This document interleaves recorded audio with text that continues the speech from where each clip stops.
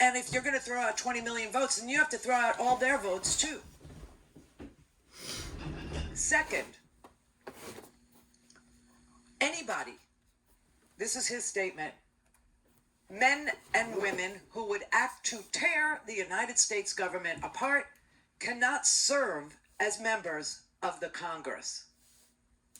Do you agree? I agree. Any member who refuses the will of the people through lawful elections, and this was a lawful election free of fraud, should not be allowed to be sworn in because their oath requires that they uphold the Constitution and the laws of this nation. And they cannot do that with a straight face. His statement continues, these lawsuits seeking to obliterate public confidence in our democratic system by invalidating the clear results of the 2020 presidential election undoubtedly attack the text and the spirit of the Constitution which each member swears to support and defend. Consequently, I call on you to exercise the power of your offices to evaluate steps you can take to address these constitutional violations. This Congress, if possible, refuse to seat in the 117th Congress any members elect seeking to make Donald Trump an unelected dictator. It's a tweet. That's why I'm reading it off my computer. I wholeheartedly agree, and I also think that every state that is being sued needs to file a counterclaim against Texas, saying that their attorney general is under indictment, that the FBI has just issued subpoenas for the attorney general's papers and things, because the attorney general is allegedly abusing his office and continues to abuse his office, and that there are 8 whistleblowers in his office who are just wackadoodles, but they're there and they sought whistleblower protection in order to blow the whistle on Ken Paxton's unlawful behavior using his office as Attorney General of Texas. Vote nullification. This is what they're all about here. This is crazy. This is, and you know what? Nick Ackerman, he thinks like me.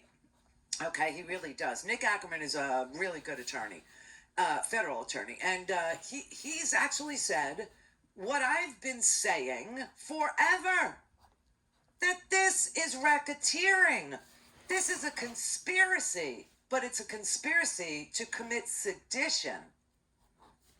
They crossed the line. I mean, clearly the lawyers didn't go in and argue issues. They didn't go in and argue a case that was based on fact. They went in and just spewed falsehoods.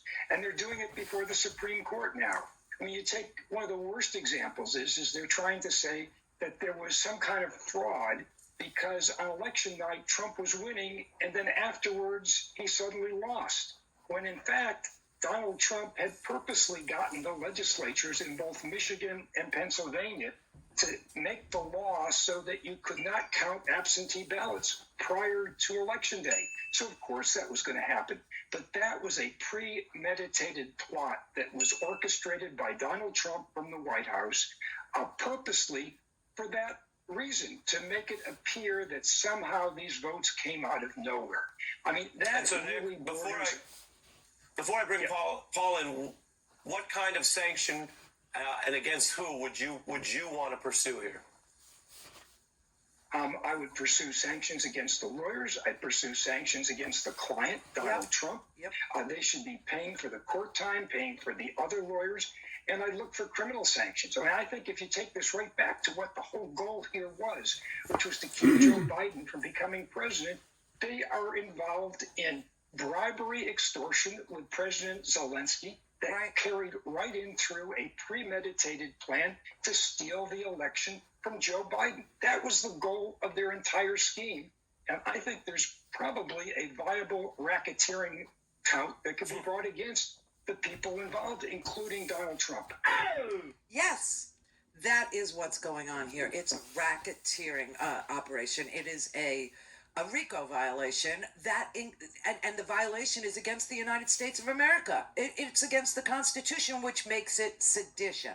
And since you have all these people who are willing to not uphold the law of the United States of America to the default of, to the benefit of Donald Trump, to violate the law and argue bullcrap in front of the Supreme Court of the United States to prevent or hinder or delay the execution of the election laws in these United States, they are involved in a conspiracy to commit sedition. And the Trump administration is a racketeering, influenced, corrupt, for lack of a better word, company. No, you cannot let this happen, this kind of thing happen in these United States. I have talked to more crazy people in my personal life, and I swear to God, they believe that it was stolen. They believe Donald Trump is, the president. They believe that something, happened in Michigan, something happened in Pennsylvania, something happened in Georgia, something happened in Wisconsin that was illegal, and there is no evidence. But they believe it because the president is saying it. Clear for takeoff. Randy Rhodes Air Force. RandyRhodes.com. Following an election attorney named... If he's fine if they die. He certainly doesn't care much about their money. And we all need to remember why this guy's in office in the first place. Donald Trump didn't run for office because of some policy, because of something that he disagreed with. Trump actually gave to Democrats and Republicans. He wasn't even a Republican. He was just a Trumpist. He only cared about himself. Again, that's Leslie Marshall each Tuesday, Wednesday, and Friday. Brad Bannon each Monday, and Mark Levine each Thursday from 6 to 7 p.m. Eastern on the Progressive Voices Network.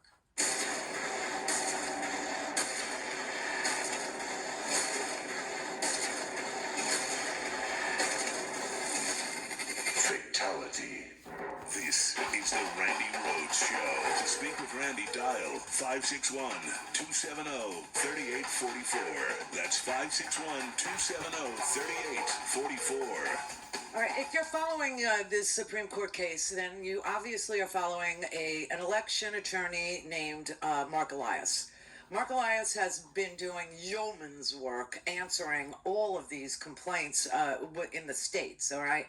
And he is finally giving interviews now with just, 40 days until January 20th, explaining why this is so disgusting, just exactly what this is, that this is an attempted coup, and that's what we are watching. And there's no question that the President of the United States is trying to nullify the votes of 20 million Americans by going to the Supreme Court with this utter nonsense, backed by people with obvious motivation to do his bidding, to do it.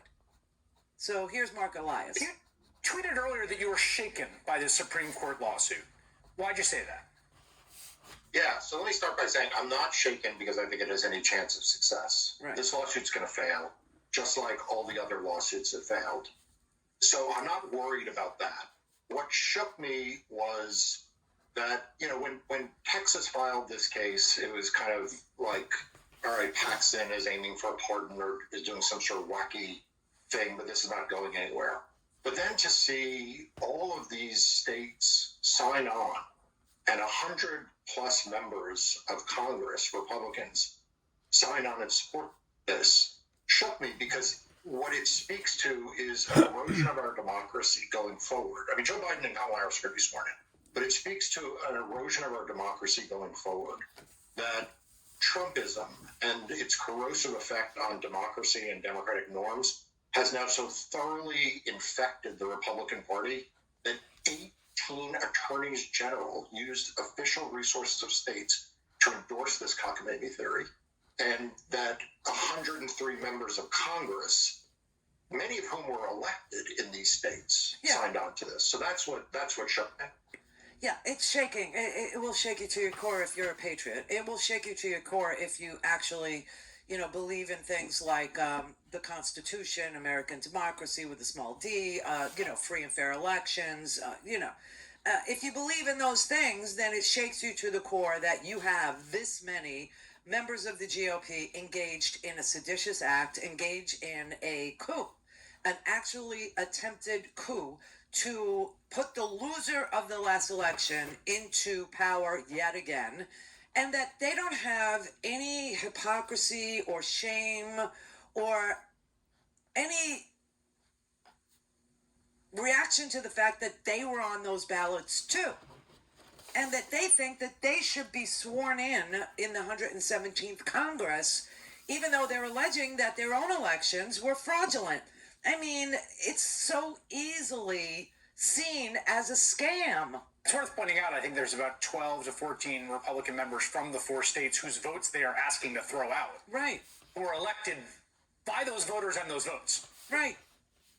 Yeah, and look, I was very public when Mike Kelly brought his lawsuit in Pennsylvania, trying a congressman to throw out the votes there. I questioned whether or not Mike Kelly should be sworn in Right. as part of the new Congress, because if he doesn't think his election was legitimate and thinks it should be thrown out, then I think the House Administration Committee should look at that prior to him being sworn in. And I at the time, that seemed like an outlier position for one member of Congress to take.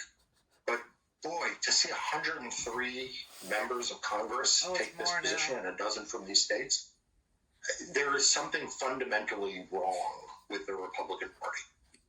There is no Republican Party. There is no Republican Party. There's only there's only Trumpism, which is autocratic dictatorship. It's fascism. There is no Republican Party. Period.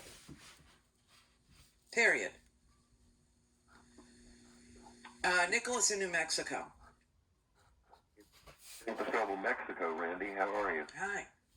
Been a very long time since I've spoken with you. I never have time anymore. I mod over at Tom Hartman, and that kills my whole day. Yeah, you know how that can be. Yes. First of all, real quick, how are you doing? Do you ever get down to CR anymore? Do you have time? No. First of all, they wouldn't let people from Florida in at all. I was afraid of that. Yeah. So, and now you can go, but you have to have a COVID test, no older than 48 hours, and you have to have international travel insurance in case you're hospitalized there, because they have socialized medicine, and they're not paying for us. So Right. Yeah. Nor should they, probably, you know. Exactly. Yeah. So there you have Well, sorry, I don't want to waste your time here. I'm going to try to go fast. Did you by any chance catch the article yesterday in the New York Times by, what's his name, Thomas Edsall, the resentment that never sleeps? No. Did you catch that? No, I missed it. Oh my God. Try to catch it if you can. The resentment that never... It explains why so many people... Let's start with extremely poor people, disenfranchised, people out of the loop, no opportunities. Why so many go to the far, far left and others go to the far, far right. Let's stick with the right. They are feeling so out of everything. They are being displaced, and they know it's true. It's coming with the Latino demographics changing, with black people rising. They are hysterical. The studies coming out of Denmark now, primarily, are showing with real clarity for the first time that people are not afraid of losing income or their jobs to these people that they're so afraid of. They're afraid of losing social status, and they see themselves being displaced, and they are getting hysterical. Now, this includes the upper echelons of the GOP. They're not as whack crazy as I sort of thought they might be. Well, this is what I've been telling my audience, okay? This is what I've been saying on the air, and I know you say you haven't been listening for a while, but... Hit me. I'm saying the same thing, that, a lot of people want to just say F them, and they're crazy, and I'm saying to them, you have to understand how desperate they are in order to be this way, in order to hate their own country in this, Right. with such ferociousness. In I order. don't know that they hate their own country. Oh, If they they're do. just so afraid. No, they hate their country. They hate the fact that They hate us. they just hate government. The government has been an extreme disappointment to them, and quite frankly, the government has been controlled by one man, Mitch McConnell. Believe it or not. Yeah, that's the Since truth. 2009, and I'm trying God, to. I hate that man. Oh my God! That creature. And I'm telling you right now that the reason he holds up the stimulus package and the reason he's letting them starve in the middle of a pandemic is because he wants to pile onto this resentment. He wants to. He wants them to hate even more their own manner of governance. Now he is the impediment to progress. He is the impediment He to is the devil incarnate. No, I'm serious. Listen to me. He's the impediment to the stimulus package. He's the impediment. They will end up defunding the police. The Republicans will. That's right. They won't give the states and the cities money. And Exactly. They're not going to bail the states out. it's not a bailout. Those states have to balance their budgets, and they take in more from the federal government than they pay in. Okay? $2.41, Kentucky, for every dollar. These red states are on permanent government welfare. Okay? That's right. And when the government refuses to give them their welfare check, the state has to defund sanitation workers, police officers, public They'll hospitals. cut everything. Right. Yeah. And that will create even more hatred and resentment. And they think it ameliorates. They will make it sound as though we are the problem. Yes. Yes. They're so good at it. Their messaging is so damn brilliant. Ours is so rotten, Ours isn't rotten. Ours isn't rotten. It's just that they don't hear us. They're not watching us. They're not listening to us. They don't. People who. I think they're better than we are. People who need the most help are not watching this. They are not listening to this. Some of them don't even have internet. Some of them don't have broadband. I mean, so they're in a bubble. They're in a bubble with peer pressure everywhere. There's no reason you would remember, but I go back to Kentucky twice a year for a month each, and I'm telling you, the last time I was back there, the hate against people like us is absolutely visceral. I know. You can feel it in the air. I know. They look at you like they want to kill you. I know, and it's so bizarre because we're the people who are advocating for them to be remembered, and the others are just playing into their resentment. So. This morning, we learned another 853,000 Americans filed new jobless claims last week. That is about the same as the entire population of the state of North Dakota. That's a 137,000 jump from the week before. We've also got a jump in the number of people continuing to collect benefits here, too. The economic recovery appears to be slowing. Meanwhile, we're still hearing about the possibility of a stimulus package. And the clock is ticking. The House passed a short-term spending bill to avert a government shutdown and buy them more time to negotiate a stimulus bill. There are now 3 competing proposals and just 9 days to get something done. Meanwhile, we're seeing more scenes like this, a seemingly endless line of cars at a holiday food giveaway. This economic pain is for many the result of the health crisis that has killed more than 289,000 Americans and left millions without work. Well, President Trump isn't talking about stimulus talks or even the raging pandemic. Instead, President Trump meeting with state attorneys general today after several GOP states joined a last-ditch legal effort to overturn President-elect Biden's victory. The president and his supporters continue to make false claims of widespread fraud. Keep score, everybody. Keep score. I want you to keep score of who is an impediment to progress on any level, on any issue, on anything that you care about. Because frankly, the idea that we have a chance to put the Senate into Democratic hands on January 5th by Georgia's voters should not be overlooked or dismissed or under-supported. Because if we end up with Mitch McConnell as the majority leader yet again, then you will not see a meaningful stimulus package go to the people who need it the most. And I'm telling you that the resentment that we were just talking about, I believe that article, it's an opinion piece by Thomas Edsel. It was in Wednesday's homework. So if you want to go to randyrhodes.com, click on homework, click on Wednesday's homework, it's in there. But honestly, the idea that they keep on adding and adding and adding resentment to people's minds with regard to the way that they are governed is everything they want to do, because they want to overturn the way we govern ourselves. And building resentment in people by depriving them of freedom. I mean, real freedom. Go look at FDR. FDR had the 4 freedoms, and it was freedom of hunger, right? Freedom from hunger, freedom from want. That's what makes people free. And other countries in the world understand that. In Europe, in Canada, all over the globe, when people were asked to stay home to prevent the spread of COVID, Australia too, okay? And Australia, they're partying now. They have concerts, they have, outdoor events, they have, all kinds of, indoor restaurants.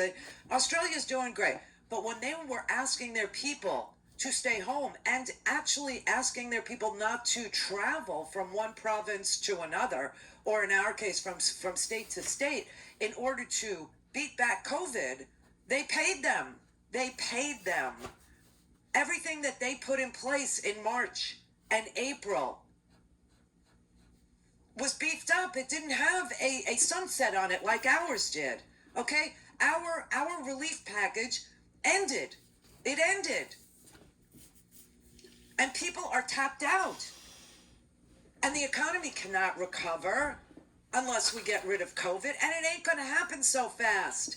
I mean, Redfield was on the TV yesterday, and I don't know, hardly anybody, played what he said. But what he said was really sad. It was depressing, but it's true. Probably for the next 60 to 90 days, we're going to have more deaths per day than we had in 9/11 or we had at Pearl Harbor. And the reality is the vaccine approval this week's not going to really impact that. It's not going to impact that. You know why?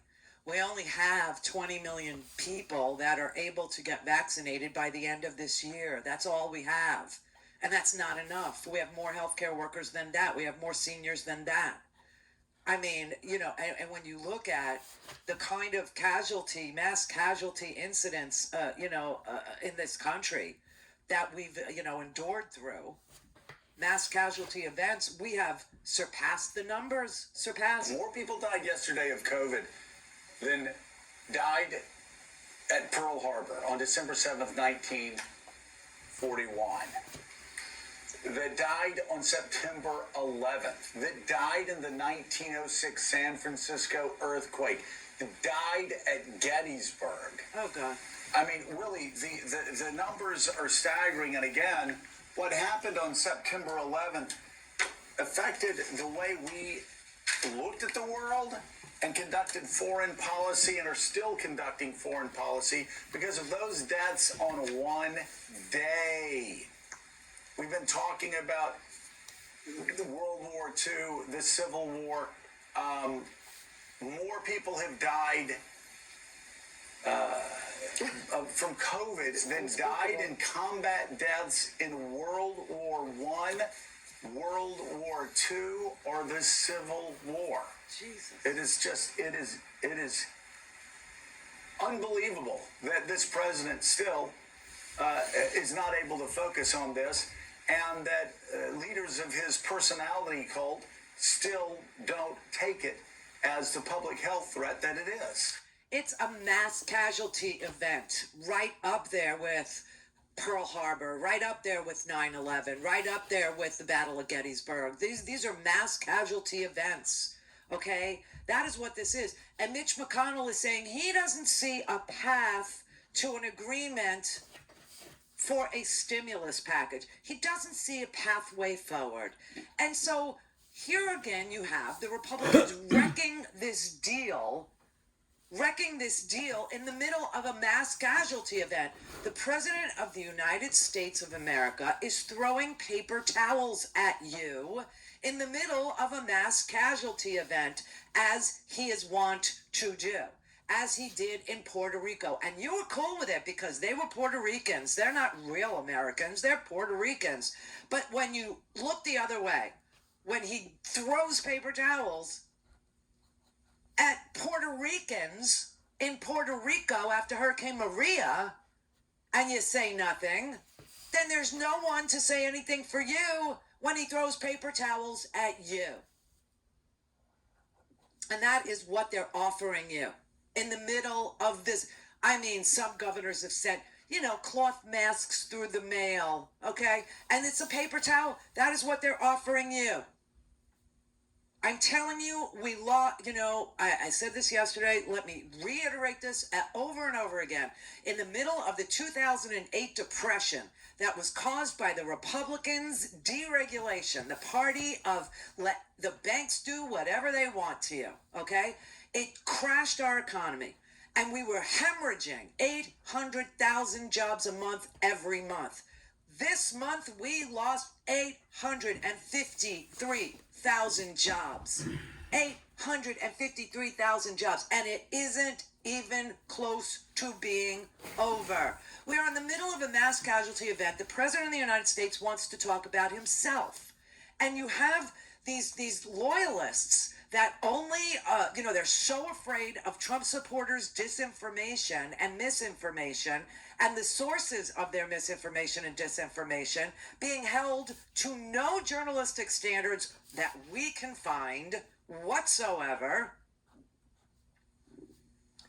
And instead of doing something about propaganda in this country, or doing something in this country about if you're going to brand yourself news, then you need to meet basic minimum journalistic standards. You need to fact check yourself. You need to have an ombudsman. You need to be able to prove what you're saying is true over and over and over and over again, right?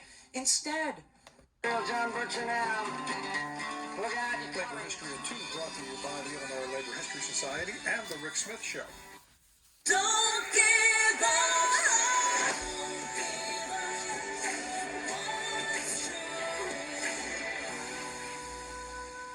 All things Randy at RandyRhodes.com. Go for launch. Speaking truth to power, The Randy Rhodes Show. Dr. Kizzmekia Corbett, or Kizzy Corbett. Kizzy is an African-American scientist who is right at the forefront of the development of the vaccine. So the first thing you might want to say to my African-American brothers and sisters is that the vaccine that you're going to be taking was developed by an African-American woman. And that is just a fact. I mean, that is a fact. And I think that's some of the things that people don't fully appreciate. So why would Dr. Fauci have to put out an announcement that Kizzmekia Corbett, who was responsible for identifying the strand in the RNA that could build a protein, right, that could produce a reaction, an antibody reaction to this virus, is an African-American scientist? Why? Because people do not trust their own government at this point. People don't trust our government, and that goes on both sides of the aisle. And you know what? If we don't restore some sort of normalcy in our governance, and none of it is normal that's going on now. Nothing is normal. We're in the middle of a mass casualty event.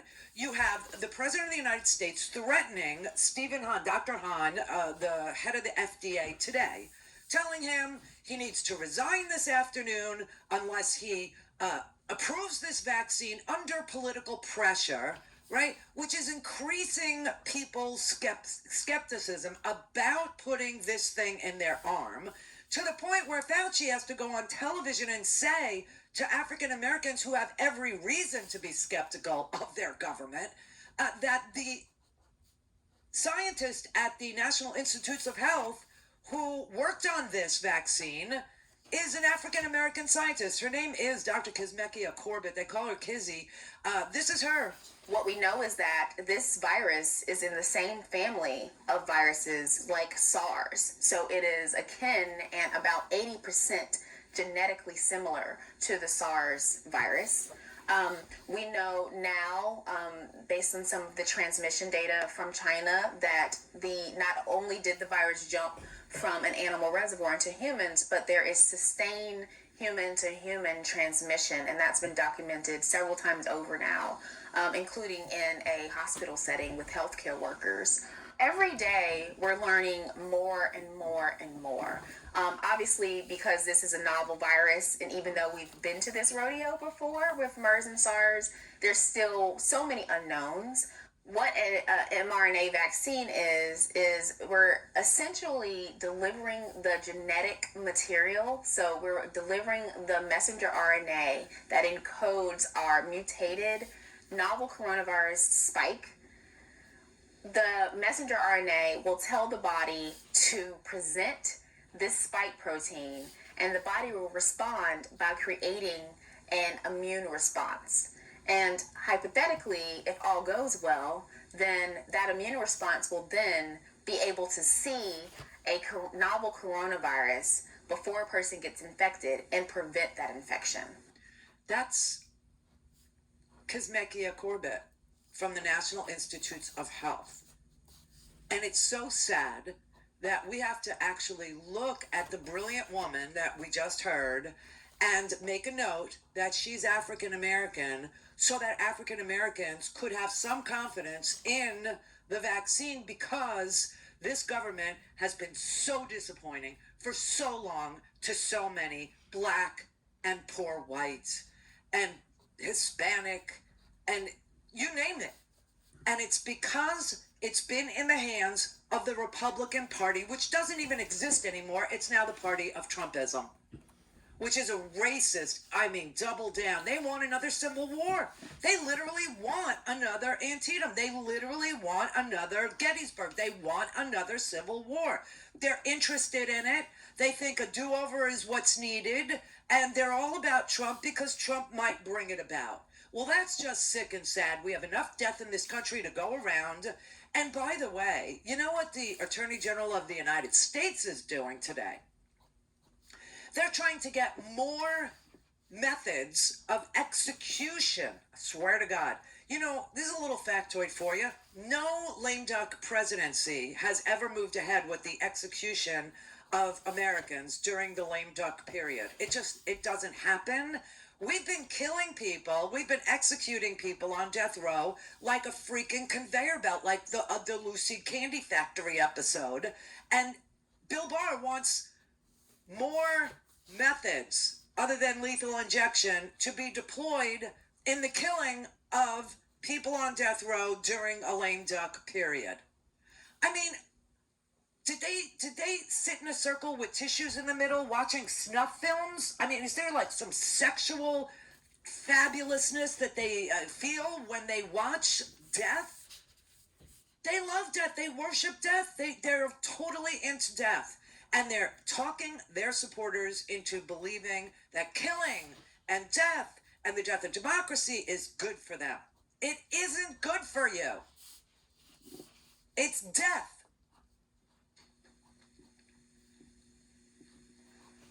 It's death. Now, it's 4:26 in the afternoon Eastern Time on a Friday, and I am waiting for the Supreme Court to give their one-line opinion about go jump in the river with this, Greg Abbott, Texas, seditious, conspiracy that he's got going on there with all these freaking Trump supporters. And my best guess is if they're going to do it today, and it's just a guess, but my best guess is if they're going to do it today, they'll do it like a minute before 5 o'clock. Omar in Virginia. Randy, thank you so much for taking my call. There's one cure that can solve a lot of problems, and that's removing Mitch McConnell. So the DNC need to throw whatever they got into Georgia. I mean, I think Obama needs to go down there. Bernie Sanders needs to go. Everybody needs to go to Georgia. They will. They will. They definitely will. There's no question they'll go to Georgia. I mean, Trump's going to go back to Georgia.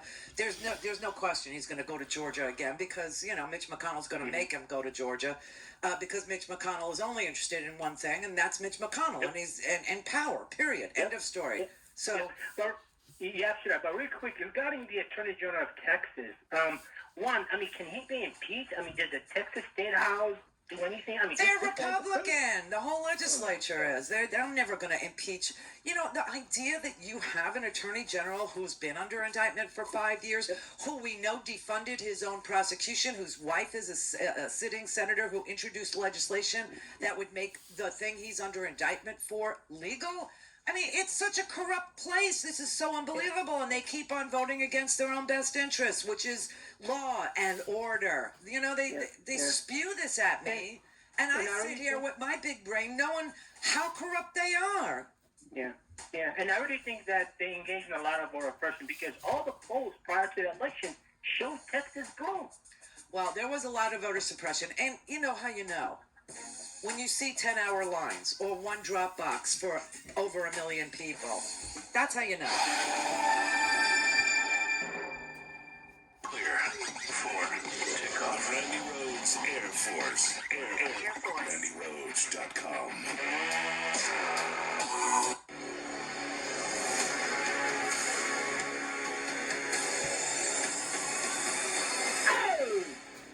Call in, connect.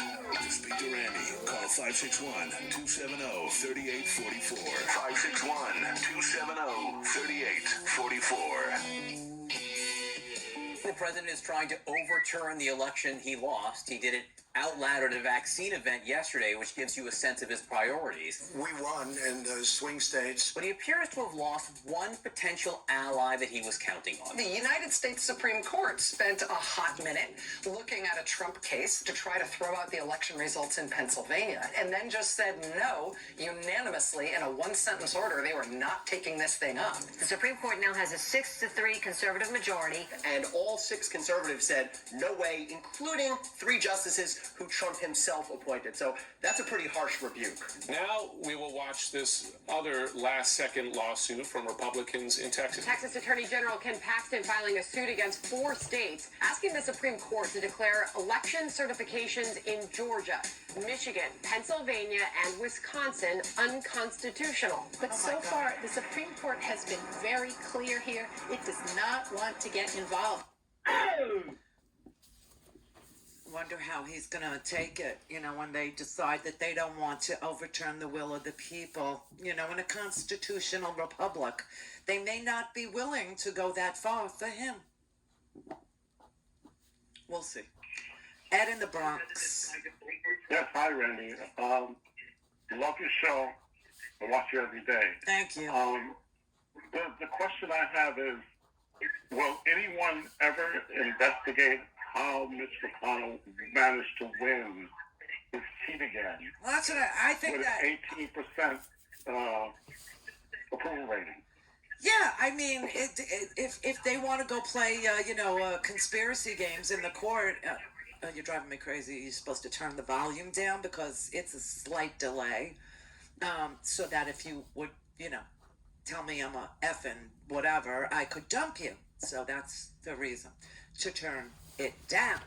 But that's what I was saying earlier. Why don't we counterclaim? Why don't we file a counterclaim? Why doesn't Michigan, Dana Nessel, she's a great attorney general, right? Why doesn't she file a counterclaim with the Supreme Court and say, if we're going to play this game where Texas says they don't like the way Michigan's, legislature chose the electors, they didn't like the manner in which we selected, which is popular vote, then let's do a counterclaim and say, we don't like the way Mitch McConnell was elected in Kentucky. We don't like the way Lindsey Graham was elected in South Carolina. In fact, we don't like a lot of the gerrymandering. We don't like the voter suppression we saw in Georgia.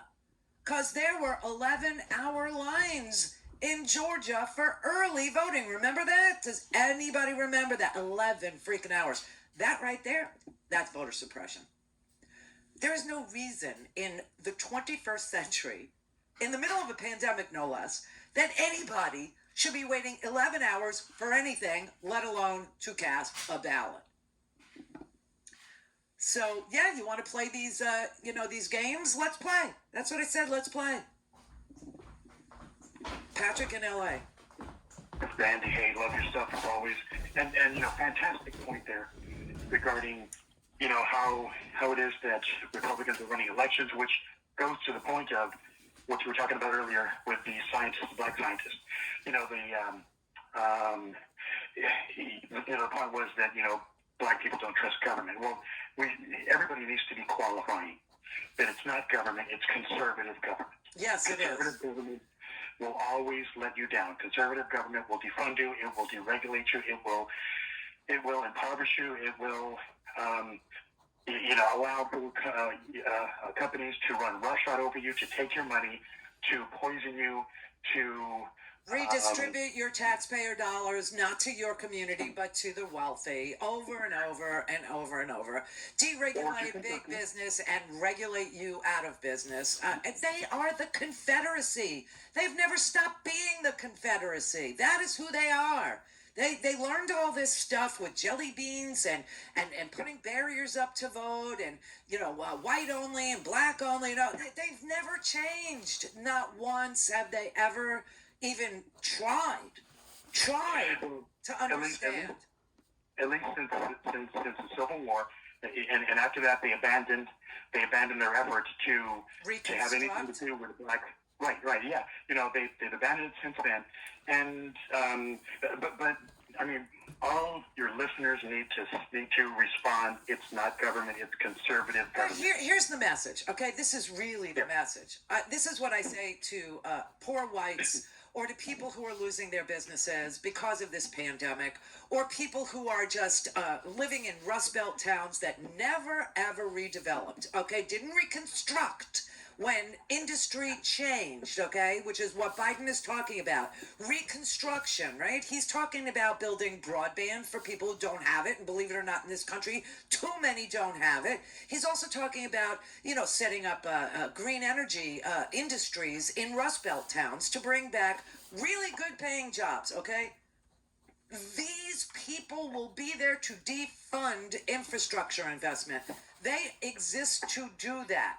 They exist to be a barrier between the poor whites in this country who need reconstruction and blacks in this country who need reconstruction and never got it. And here is the conclusion. We are all black now. Precisely. Yeah,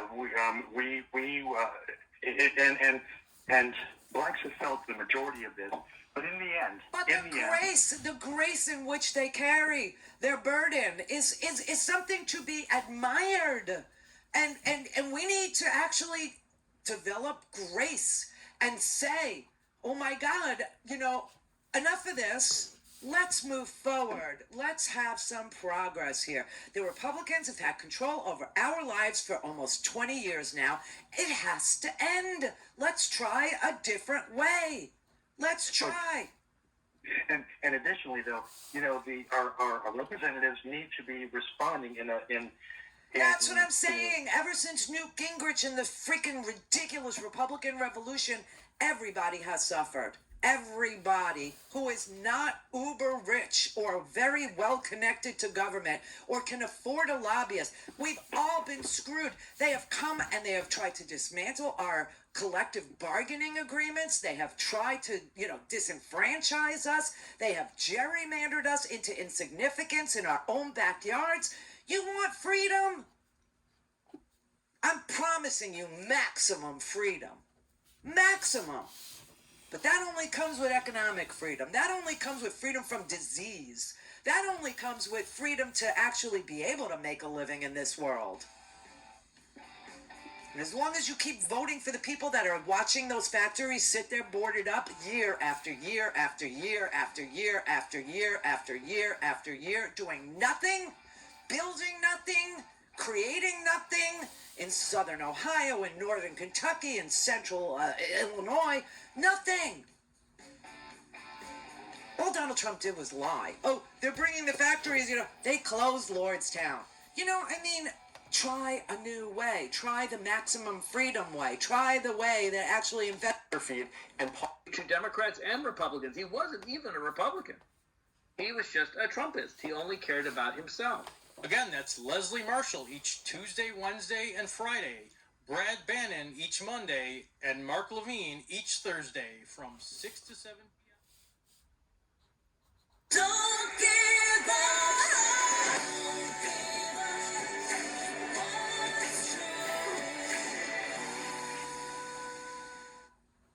This is the Randy Rhodes Show. To speak with Randy, dial 561-270-3844. That's 561-270-3844. I don't usually have to fact check court briefs. They may make dubious legal arguments, but they don't usually just make up a bunch of facts. This Trump brief does that. It's filled with total nonsense. It's kind of like a lawyer took Trump's Twitter feed and polished it up into legal language. So let me go through some of the claims in this brief. Number one, the brief notes that Trump won both Florida and Ohio. True, sure. And then it says no candidate in history, Republican or Democrat, has ever lost the election after winning both states. That's just wrong. Richard Nixon won Florida and Ohio in 1960, but lost the election to Kennedy. Also, even if that claim was right, who cares? That would be an interesting fact, not evidence of fraud in 2020. Number two, Brooke, the brief claims that in Wisconsin, all of the largest cities used unsecured absentee ballot drop boxes. Nope. Again, that's totally wrong. They were not unsecured. They were bolted to the ground. They were built with durable materials. They were designed to be tamper-proof. And many of them, including in big cities, Milwaukee and Green Bay, were monitored 24 hours a day with video surveillance. Number three, the brief also generally claims that leaving ballot boxes in parking lots invites fraud. We'll talk to election experts around the country. They'll tell you there is no evidence of any significant fraud involving these drop boxes in parking lots outside Wisconsin as well. They're secured in various ways, bolted, videotaped, tamper-proof, etc., etc., etc., and drop boxes have been used for years. Number four, the brief invokes a statement Secretary of State Mike Pompeo made about the election in Belarus. Pompeo said the prohibition of local independent observers at polling stations is one reason the Belarus election wasn't free and fair. Right. Well, yes, that was a bad election, but that statement doesn't have any relevance to this United States election. Really? There's no evidence independent observers here were banned. Trump claim after claim about Republican poll watchers being banned has been debunked. Number five. Do you need to take a breath? You need to take a sip of water, Daniel? You good? I'm breathing. You good? Okay, we got a few more. Number five. Okay. Number five. The brief alleged that Pennsylvania's Secretary of State was in, it said, direct violation of state law by issuing guidance telling counties not to try to match signatures from absentee voters to signatures on file. Look, the Supreme Court, not me, is the boss of what's legal and not, but the Pennsylvania Supreme Court ruled 7-0 that nothing in state law requires the signature matching, and a Trump-appointed federal judge ruled exactly the same thing. Number six, the brief alleged that Michigan's Secretary of State broke the law by sending an absentee ballot application to all registered voters there. Again, I'm not in charge of deciding what's legal and not, but there's really no apparent basis for this claim. Absentee ballot application forms are available online. Anyone in Michigan, a nonprofit, a campaign, Joe Schmo, can print them off and mail them to people. If Trump was actually asked in May what he thinks is illegal about what Michigan did, he wouldn't offer a specific answer. And finally, Brooke, I promise I'm almost done. Number seven, the brief pointedly notes that Trump won 18 of 19 so-called bellwether counties identified by the Wall Street Journal, places that voted for the presidential winner in every election from 1980 through 2016. Well, the verdict on this one is true. Yeah. But again, who cares? Right. As demographic change, as politics change, preferences change, bellwether counties can cease to be bellwethers for all sorts of entirely boring reasons. So this data point is an interesting thing for pundits to talk about, but it doesn't say anything about whether this election was free and fair. And Brooke, as we know, this election was indeed free and fair. Do you want to say that again, Daniel? I don't. I'm done. Daniel. He's amazing. But every point in the legal brief to the Supreme Court was false. Every single one, except for the 18 to 19 bellwether counties. Every single thing was a lie. And the idea that people believe these lies should not be lost on anybody in this audience, because what we have here is a propaganda machine that churns out so much misinformation, disinformation, outright lies and falsehoods that America is literally being bamboozled into believing that they must overthrow their own government. That is the message. That is what is so crazy and creepy and seditious and ugly about this presidency and the people that support it. The elected officials who took an oath to uphold and protect and defend the Constitution who refused to do so, they need to be sanctioned. They need to not be seated in the 117th Congress, especially if they think that the election in which they just won was a fraudulent election. How could they possibly take their seat? How? The most important thing that everybody in this country needs to hear, should be hearing, should be understanding, should be working towards together is the freedom of an agenda of maximum freedom. That can only be achieved through economic freedom. That can only be achieved with freedom from want. And what does that mean? That means that every American should have adequate health care, should have food, should have clothing, should have housing and medical care and social services when they need them, the right to not be afraid of disease, the right to not be afraid of unemployment and disability and old age. And until and unless we actually get our brains wrapped around that fact, the resentment in this country is going to grow and grow and grow and grow and grow until people believe what autocrats across the world believe, that democracy doesn't work. It does, but not with this party. This party is corrupt to the core. It is self-dealing. It is self-serving. It gerrymanders to keep power. It suppresses voters to keep power. It does every single thing you could think of to keep power. And that is anathema to the American way of life. It's actually poison. It's poisonous. You know, I put something in the homework today. It's an opinion piece, but it's so well done. It's by Dana Milbank, okay? And Dana Milbank, decided to write Donald Trump's farewell address based on Donald Trump's own tweets.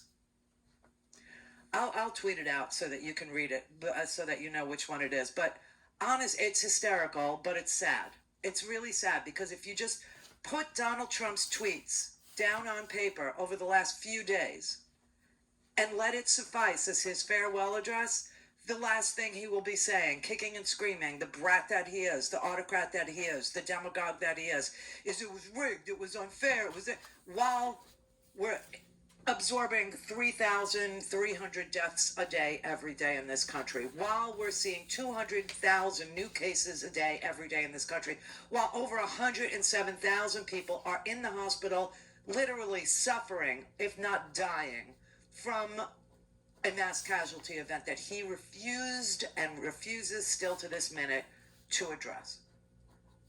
It's really sad. We should never have gotten this far, but you know what? We did, and you should learn from it. It doesn't have to be this way. It doesn't. We don't need to have a Rust Belt in this country. Steve in Arizona. Hey, Randy, I want to talk about an intervention, but I agree with you 100%. These 120-something Congress people or House representatives should not be seated. No. 126 of them now. That's 64% of all serving Republicans. It is outrageous. It is. Now, if I got to ask you this question, let's say you have an employee and you hired them, and they did absolutely nothing for 12 years. What would you do with them? Right. I'm sure you'd get rid of them. And I submit to you, we have Mitch McConnell in Kentucky who has done absolutely nothing for our country. 12 years he has not brought anything to the floor other than tax cuts for the wealthy and deregulation for business. And he has done absolutely nothing. And I think he should be brought up on charges of sedition.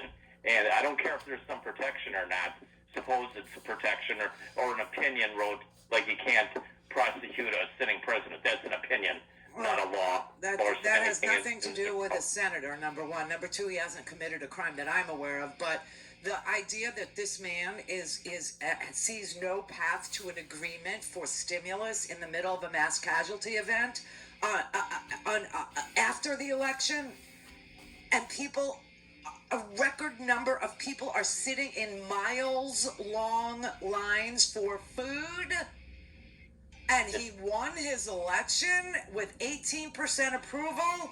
I don't know. Yeah, I was really hoping Amy could take care of that. Amy Well, what we can do is make him a minority leader and defang him like he's a snake. That's the wrong reptile. He's a big old fat slow turtle, is what he is.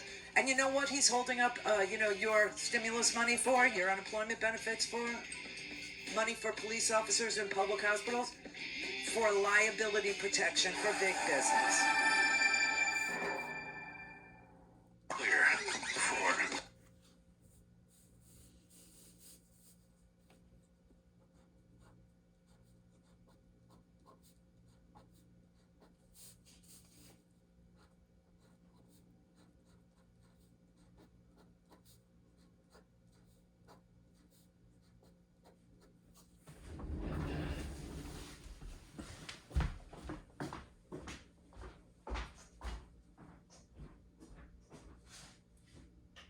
stuff done.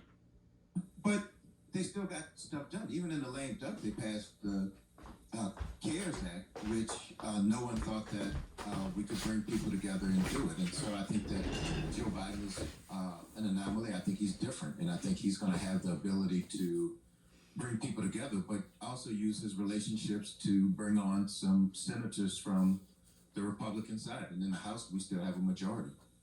I want to talk about cabinet and advisory picks. You have progressives such as Congresswoman Alexandria Ocasio-Cortez saying that the cabinet needs, quote, a more cohesive vision. What is your response to that? Look, I think members are going to have their own opinions, but I think that our cabinet selections so far are outstanding. They're historic in many ways. But the vision that But there's also criticism that they're not very progressive. And when you look at people, especially some of the names who are, for lack of a better term, the kind of usual suspects who have been around administrations, I mean, are progressives right? No, I don't think so. I think that, first of all, every person that's a part of the cabinet will work on President Biden and Senator Harris's agenda. And so once you decide to go into the administration, you leave your own personal politics behind and you adopt those of the president and you adopt his priorities. And so his climate plan is aggressive and bold. His poverty reduction plan is progressive and bold. And so I think that is that's where we are. And those are, that's how we will operate. Biden ran as a unifier. How long do you think voters will give him to prove that he can navigate those waters, right? That he can hold together the different factions that he's attempting to? I think that people's going to give him time to do it because they know the difficult job that it's going to be to do that this country is really divided purposefully over the last 4 years, and it's going to take some time to bring people together. And I think the American people understand that. That's Cedric Richmond, Joe Biden's pick to become the Director of Public Engagement in the White House. Thank you for your time. Thank you for having me.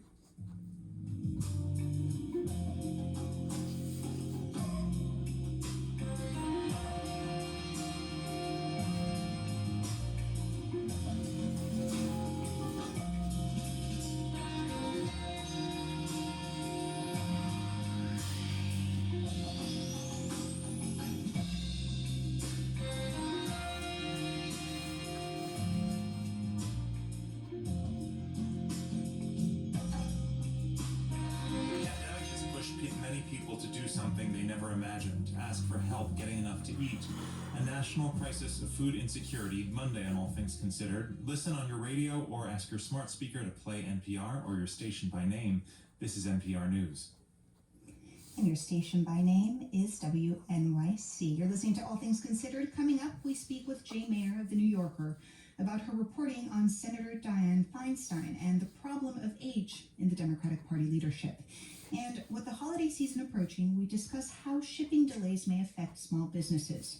Those stories and more just ahead on All Things Considered on WNYC.